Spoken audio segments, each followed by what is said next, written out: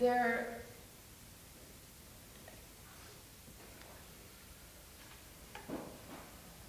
think that there are also some legitimate concerns about the way in which addiction is framed or not framed that may raise concerns from people from the disability rights movement, and I really look forward to Professor Quinn's comments about this.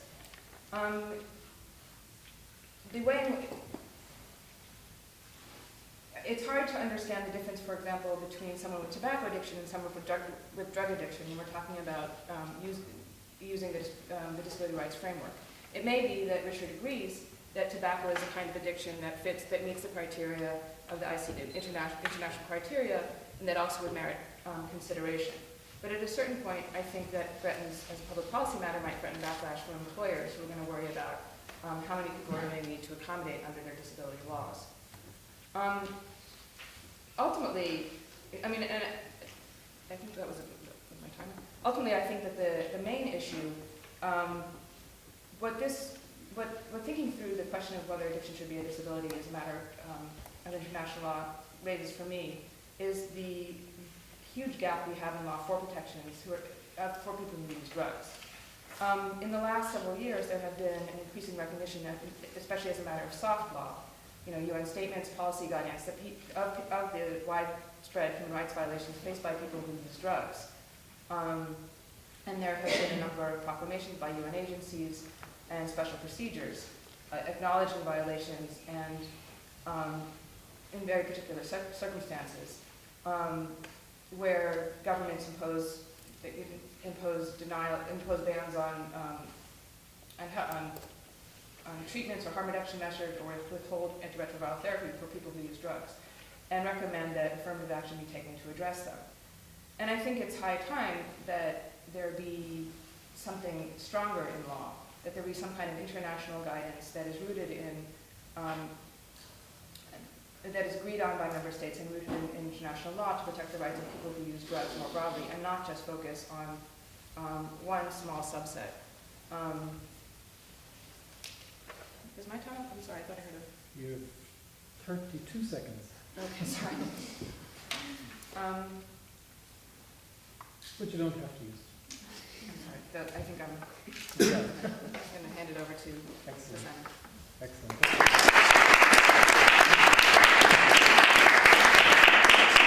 So basically you respond to Simon by challenging his neat move by attempting to remove the debate from one of addiction to one of dependence, in part by saying that the dependence concept is really a hologram of the addiction concept, and either way you're problematizing people, and that's essentially what we were trying to get away from in the Disability Convention.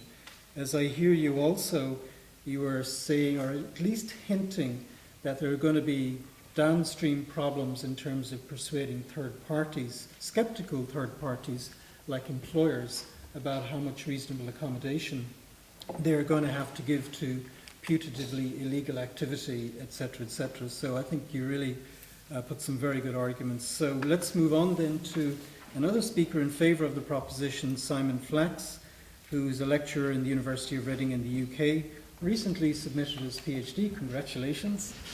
Over to you.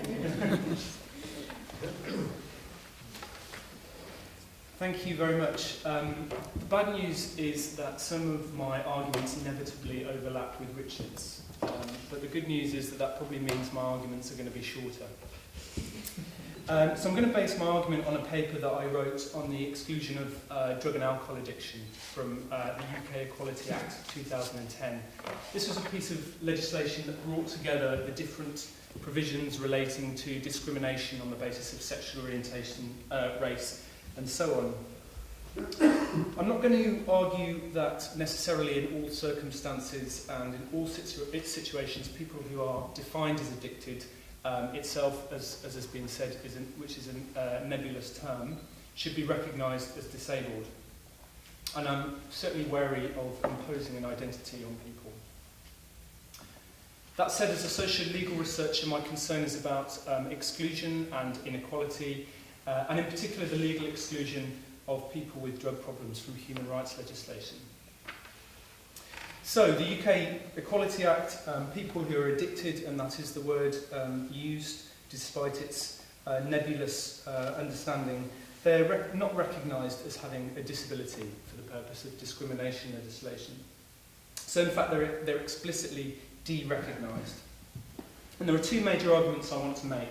One is the form argument, and this is based on human rights arguments, scientific legal classifications that Richard has already talked about, and it's particularly concerned with the social and symbolic aspects of the arguments, looking at research on stigma and identity and so on. And then secondly, there's the functional argument, which looks at, for example, potential changes to employment practice, health service provision, and so on.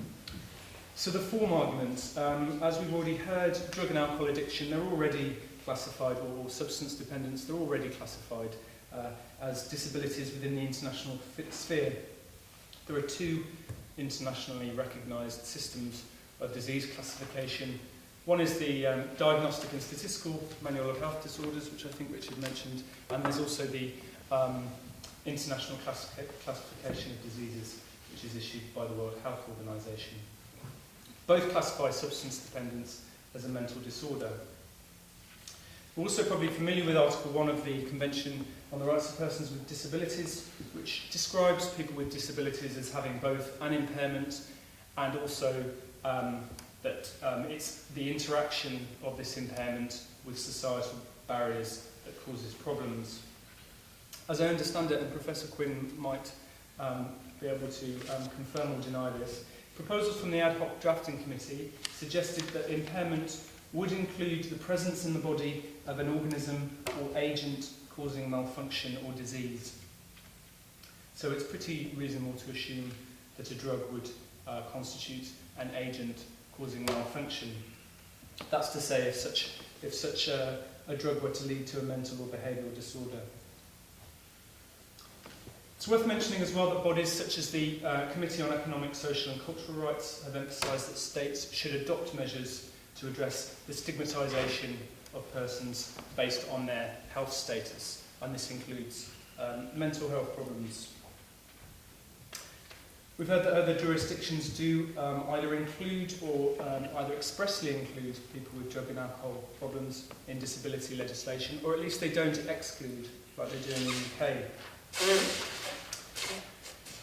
And we also know that evidence of stigma and discrimination by people, experienced by people who have been classified as dependent on drugs or alcohol is unequivocal. So research by the UK Drug Policy Commission found that just 41% of people be willing to work with somebody with a history of dependence. Another survey by the Chartered Institute of Personnel and Development found that more than 60% of employers disregarded applications from people with drug and alcohol problems. And this leads on to the functional argument. So in the Equality Act, where people with disabilities are protected from discrimination in the workplace, for example, employers are expected to make reasonable adjustments to applications, interviews, and so on, so that people with disabilities are not disadvantaged. And I'm going to use the example of HIV because the definition of disability was fairly recently in the UK expanded to include people with HIV. And in terms of the kind of reasonable adjustments that employers are expected to make, they include allowing flexi time or the worker to start later, allowing the worker time off for medical appointments or if they're unwell, time off for counselling, allowing telephone calls for emotional support, and so on. These are all potentially changes to employment practice that people with drug and alcohol problems might benefit from. There's of course the concern, and I'm sure Elliot's going to talk about that people with drug problems wouldn't want to identify as disabled. Why would they need another label? But some of the concerns that might be held by drug users are also concerns that affect very much people who are already recognised as having disabilities. It's first of all worth mentioning that many who have a recognised disability don't identify as such.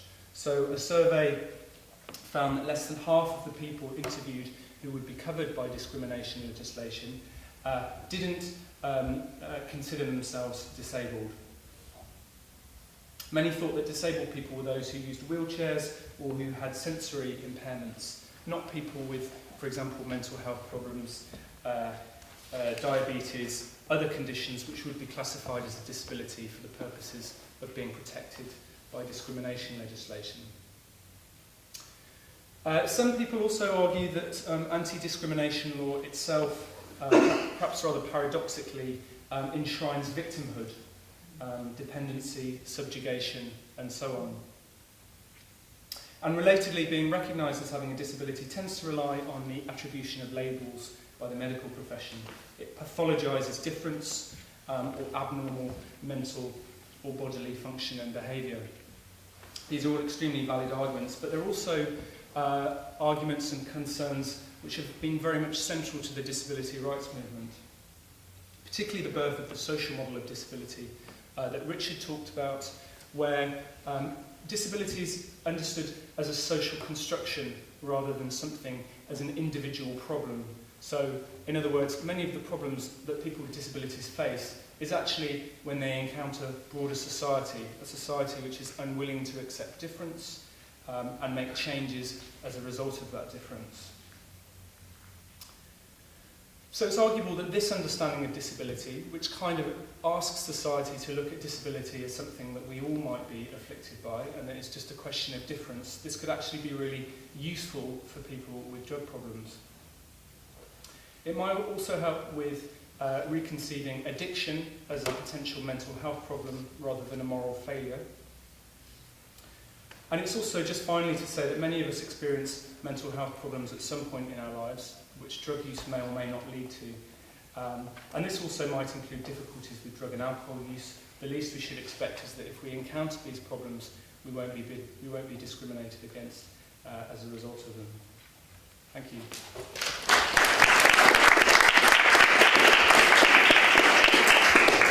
That was really excellent. You have your PhD. I think the move from the medical model to the social model is quite intriguing.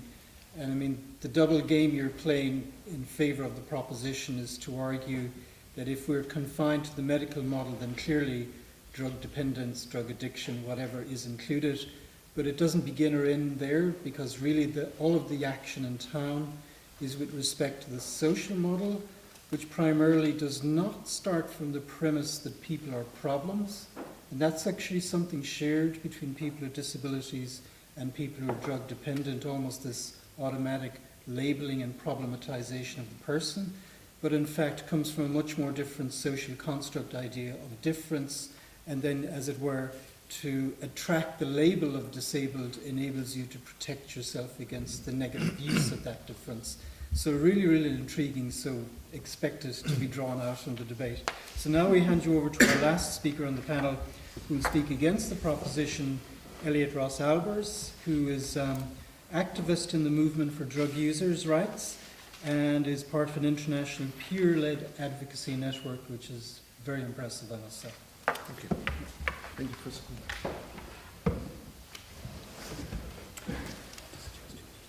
Well, I have an extremely hard job. I'm coming at the end of three excellent speakers.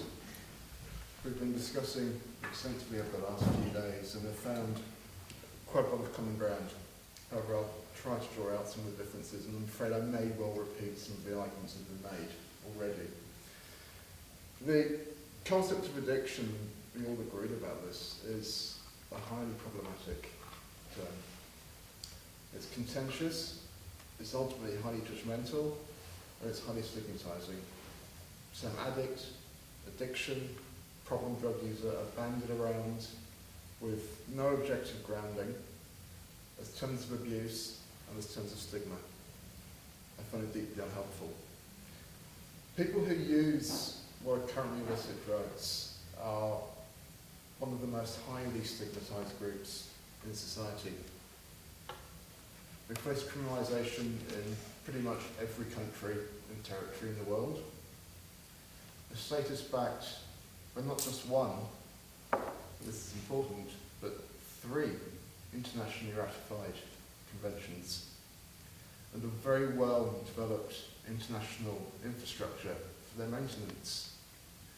Indeed, maintaining the treaties, the drug control treaties, has become integral to the securitization discourse of international relations, by which curbing the international drug trade and fighting what was called the evil of addiction, one of the earliest treaties, had become seen as a sine qua non of securing peace and security.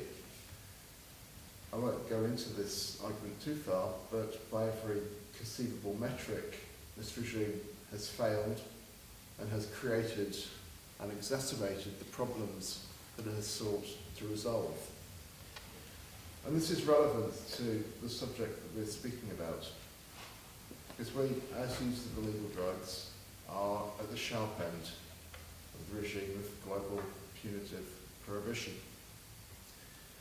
Generally speaking, two very different epistemological frameworks or ontological statuses are proposed for identifying people who use illegal drugs.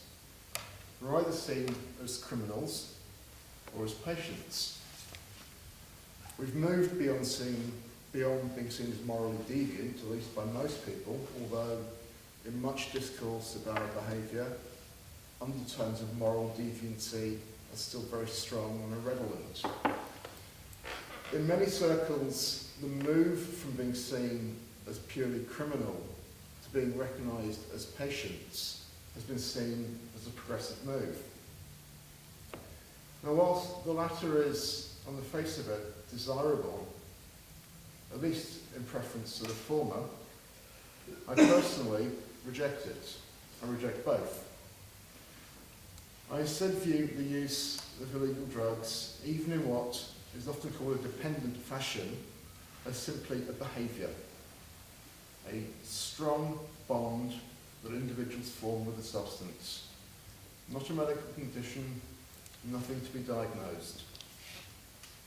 This may have medical consequences, but it is not in and of itself something that meets the criteria of a medical diagnosis.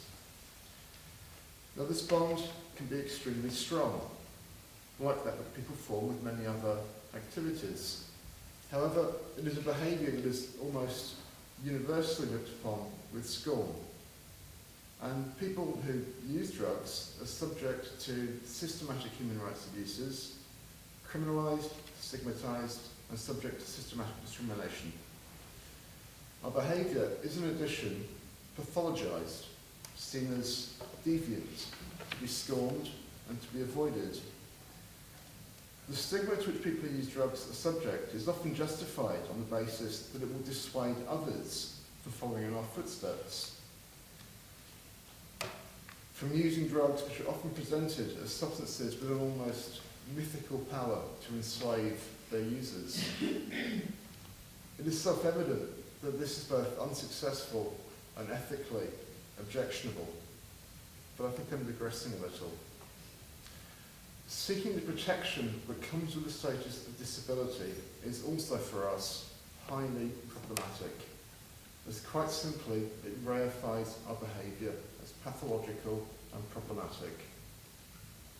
As a representative of people who use illegal drugs, specifically people who inject them, the most scorned upon form and way of using drugs, I would contend that what we seek and need is not to be defined as disabled, but instead to have rigorous human rights protections put in place to protect us against the egregious breaches that so many hundreds of thousands of people are subject to simply on the basis of what substances they choose to use. What we seek as a movement is not to be accorded the status of disability. We reject both the DSM and the ICD classifications in the same way that the gay rights movement sought so successfully in the end to have same-sex orientations removed from these indices. Our behaviour is no more a medical condition than sexual orientation. Sexual orientation is no more a diagnosable condition than problematic drug uses, so-called. As Simon pointed out, we do not want labeling disability, but full human dignity. Most of us with access, and I'm speaking for myself, with access to pharmacologically pure, uncontaminated drugs are no more disabled than someone who consumes currently legal drugs. And I'm speaking for many years of personal experience. Even when this use falls into what is labelled dependent, when a withdrawal syndrome is present, I would still resist invoking the protections of disability law, as so many of us who do use in such a way experience no other problems than those that are direct sequelae of prohibition. This includes the denial of HIV prevention services, forced treatment, incarceration in detention centres, extrajudicial killing and torture, the removal of children, refusal of housing and employment. However, under conditions of prohibition, seeking the status of a patient and being prescribed drugs can be immensely helpful. For some of us, we have no other choice but to sometimes adopt the status of being a patient. But that is not to say that I believe in taking this position upon ourselves. It is a tactic used under conditions of prohibition.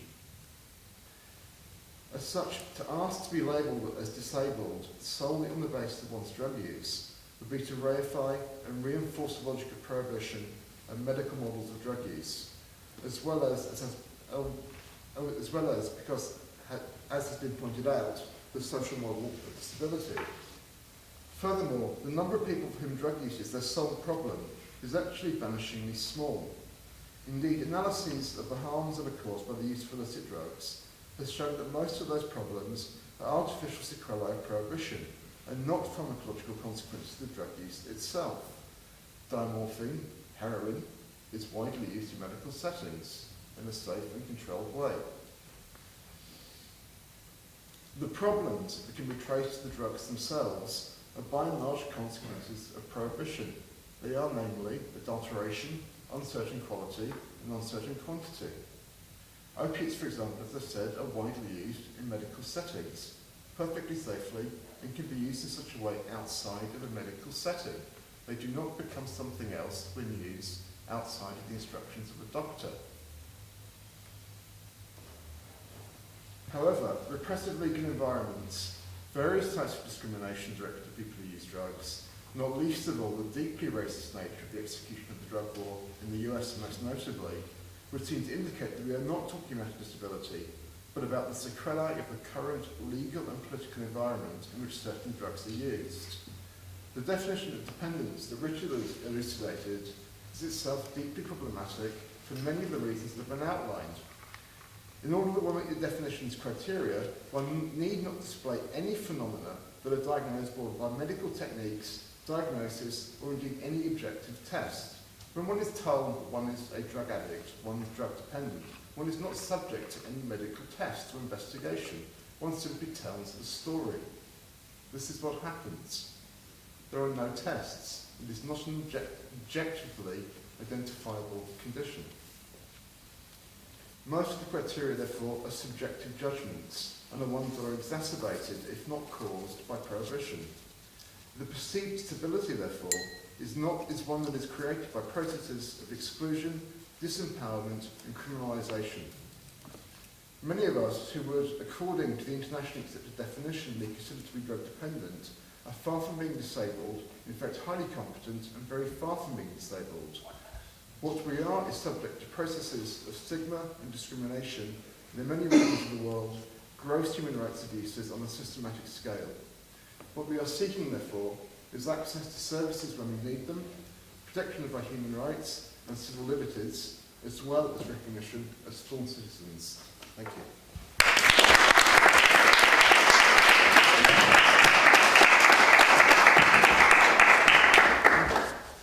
So, that was totally fascinating. I mean, what's coming across is a motivation, a willingness, a desire for people with drug dependence, if I can use that term, to open up the cornucopia of human rights, both to afford freedoms, but also to afford supports, and perhaps on occasion to afford protections, but nevertheless there's hesitancy to to utilise the label of disability as the key that opens up that portal for all of the reasons that came out. So you've all staked really interesting high ground, and so now let 4 flowers bloom and contend, and you can rebut each other, and then we'll throw it open to the floor. So I'm sure you have responses to one another. I mean, the thing is, as we were saying before, I have enormous amount of sympathy for Elliot's argument, and I don't think any of us are actually completely steeped in our positions. We can all see different sides of the argument. I do think I would again emphasise the thing about this sort of competence versus disabled argument. I would again just say that some of the problems I think there are about being identified with having disability are shared by all of those people with a disability, not just those potentially who might have drug or, for that matter, alcohol problems. The other thing I would want to say is there's a distinction between, I suppose, the sort of more radical, perhaps even ethical position, which actually I agree with Elliot, and possibly the strategic position, the tactical position, which is, should we try and make sure that people who do feel that they're having problems with drugs and alcohol, that every legal mechanism is open to them in order for them to be able to avoid experiencing discrimination. And that's all I wanted to say. Gosh, you didn't rebut anyone's stuff. Suck it to it. Sorry. Well, I'll take on Elliot a little bit. I don't think it's a legitimate move to try to lay all of the problems at the feet of drug prohibition. Let's think about alcohol. Alcohol prohibition has ended in much of the world. There are still people who use alcohol in problematic ways that produce harm, and those people experience a great deal of stigma and discrimination, and the law quite rightly should be concerned with protecting people against that discrimination. And it has done so in a number of jurisdictions by recognizing problematic use of alcohol, alcohol dependence, as a disability. And that has been, I think, extraordinarily helpful for many people. I don't suggest that applying the label of disability is not problematic. Of course, I think we all recognize that. But I think as a practical matter, it remains important, even if we could wave a magic wand and do away with prohibition of drugs tomorrow, there would still be people whose use of alcohol leads to objectively verifiable harms, and it would be counterintuitive to me from a human rights perspective to then deny the protection of law against the discrimination those people experience by saying we don't want to apply the label of disability. To the extent that we've seen instances, and we've seen it in a number of jurisdictions, UK has been mentioned, US law does the same, where people with drug or alcohol dependence are deliberately excluded from the protection of the law against discrimination. The thing that is so evident in that exclusion is the very logic that underlies the prohibition of drugs in the first place. That is, it is the moral judgment that there are bad people using bad drugs in bad ways, and they are therefore not deserving of the protection of the law, just as they are deserving of being criminalized. And so if the rejection by policymakers of disability protection for those persons arises out of the same problematic motivation as the original architecture of drug prohibition, that ought to be reason to think it's suspect, and to challenge that logic by saying, in fact, no, these are people deserving of dignity, these are people deserving of the protection of the law. And I think there are some very practical applications of the law where we see the protection of people's health and welfare only being made available because of recognition in law as a person who has a disability. We have seen instances where there has been a direct challenge invoking human rights norms to drug prohibition, and I think of my own jurisdiction, Canada, where those efforts have failed so far. And yet, the logic of prohibition, the scope of prohibition has been successfully challenged where you can shift the framing of drug use and problematic drug use to being a health issue rather than a criminal justice issue. There have been very real successes in limiting the scope of criminalization of people who use drugs with this counterweight of reframing this as a health issue and, in some cases, as a disability, for which protection under law is therefore the logical consequence. So a very concrete example is litigation on supervised injection services in Canada, where